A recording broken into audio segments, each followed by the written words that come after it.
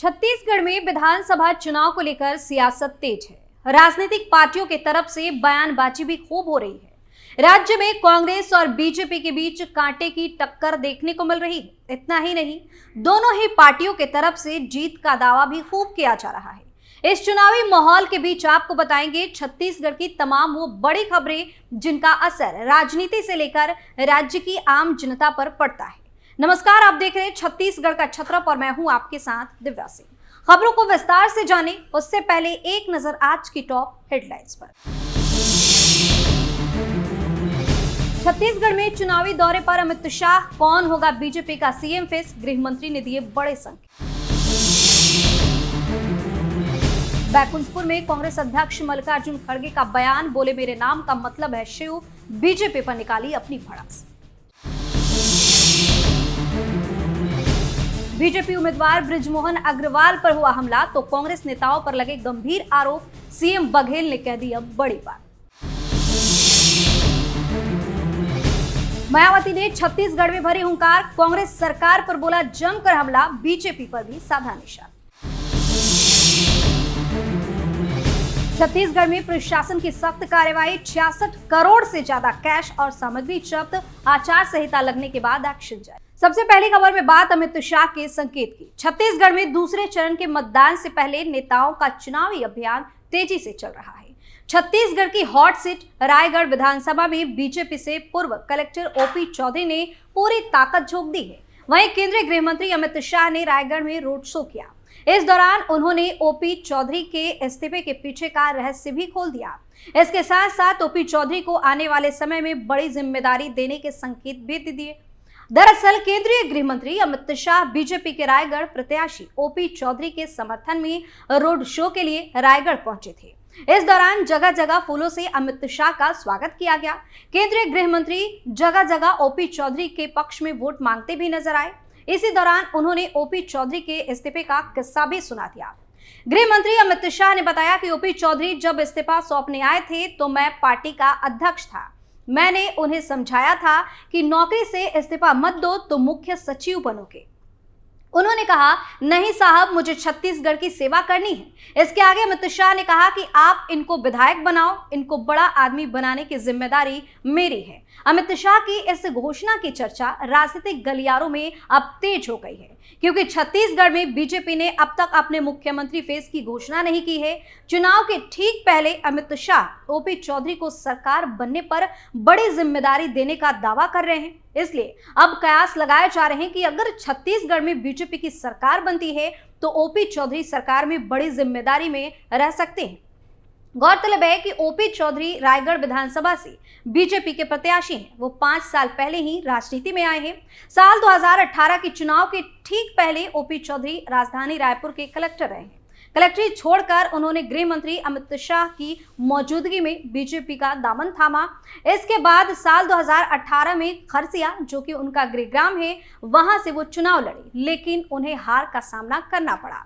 अब साल 2023 में वो सीट बदलकर रायगढ़ विधानसभा से चुनाव लड़ रहे हैं।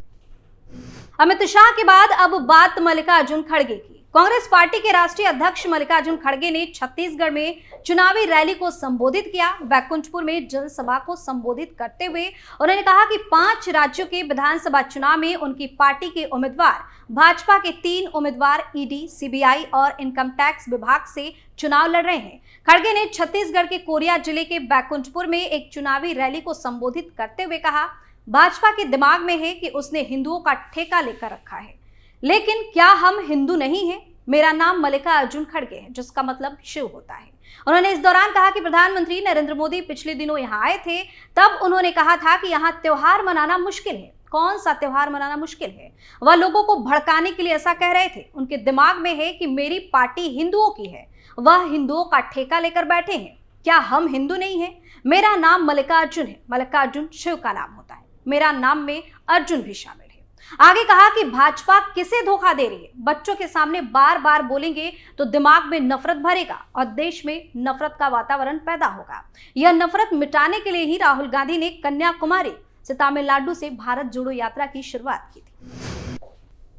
इस खबर में बात बीजेपी और कांग्रेस के बीच तेज हुई बयानबाजी की। रायपुर दक्षिण से बीजेपी के उम्मीदवार बृजमोहन अग्रवाल को चुनावी प्रचार के लिए बैजनाथ पारा पहुंचे थे। इस दौरान बृजमोहन अग्रवाल का कुछ लोग विरोध करने लगे और हंगामा होने लगा।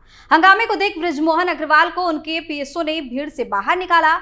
वहीं इस घटना के बाद बृजमोहन अग्रवाल ने कांग्रेस से जुड़े नेताओं पर उनकी हत्या करने का आरोप लगा दिया। अब इस मामले में सीएम भूपेश बघेल ने भी अपनी प्रतिक्रिया जाहिर की है। सीएम भूपेश बघेल ने कहा है कि पहली बात तो ये है कि बृजमोहन अग्रवाल पर कोई हमला नहीं कर सकता। दूसरी बात जो है, प्रधानमंत्री नरेंद्र मोदी जैसे व्यक्ति को टेबल के नीचे छिपने के लिए मजबूर कर दे, उस बृजमोहन को कोई धमकी कैसे दे सकता है, धक्का कैसे दे सकता है? मजाक कर रहे हैं, इसका मतलब है कि सेठ जी पिछड़ रहे हैं, वो लाख कोशिश कर ले, कोई फर्क नहीं पड़ने वाला है।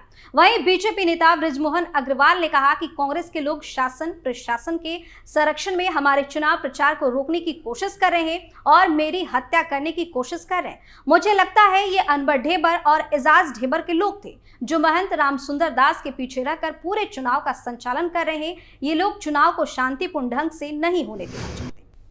और अब बात बसपा प्रमुख मायावती की। बहुजन समाज पार्टी के अध्यक्ष मायावती ने छत्तीसगढ़ में अपने चुनाव अभियान की शुरुआत कर दी। मायावती ने कांग्रेस पर निशाना साधते हुए कहा कि पार्टी जाति जनगणना की बात करती है, लेकिन उसने केंद्र में सत्ता में रहने के दौरान काका कालेलकर आयोग और मंडल आयोग की रिपोर्ट को लागू नहीं किया। जैसेपुर और बिलासपुर निर्वाचन क्षेत्र में 2 चुनावी रैलियों को संबोधित करते हुए मायावती ने भारतीय जनता पार्टी के नेतृत्व वाली केंद्र सरकार की भी आलोचना की और दावा किया कि लोकसभा और राज्य विधानसभा में महिलाओं के लिए 33% आरक्षण प्रदान करने के कदम में अन्य पिछड़ा वर्ग, अनुसूचित जाति और अनुसूचित जनजाति की महिलाओं की उपेक्षा की गई। उन्होंने कहा कि अब कांग्रेस जाति जनगणना के बारे में बात करती है। इनसे पूछा जाए, जब आप सुविधा देना नहीं चाहते, कानूनी अधिकार नहीं देना चाहते, आरक्षण देना नहीं चाहते, तो फिर आप किस आधार पर कहते हैं कि जाति जनगणना होना चाहिए? मैं अति पिछड़े वर्ग को बताना चाहती हूँ कि आजादी के बाद कई वर्षों तक कांग्रेस केंद्र की सत्ता में रही, लेकिन ना तो कालेलकर आयोग और ना ही मंडल आयोग की सिफारिशें लागू। आखिरी खबर में बात निगरानी टीम के एक्शन की। छत्तीसगढ़ में पहले चरण का मतदान खत्म हो चुका है। अब प्रदेश में दूसरे चरण का मतदान की तैयारी जोरों पर है। दूसरे चरण में 17 नवंबर को 70 विधानसभाओं में मतदान होगा। लिहाजा चुनाव को शांतिपूर्ण तरीके से निपटाने के लिए चुनाव आयोग की निगरानी टीम लगातार प्रदेश के कोने कोने और शहर के बीच सघन चेकिंग कर रही है।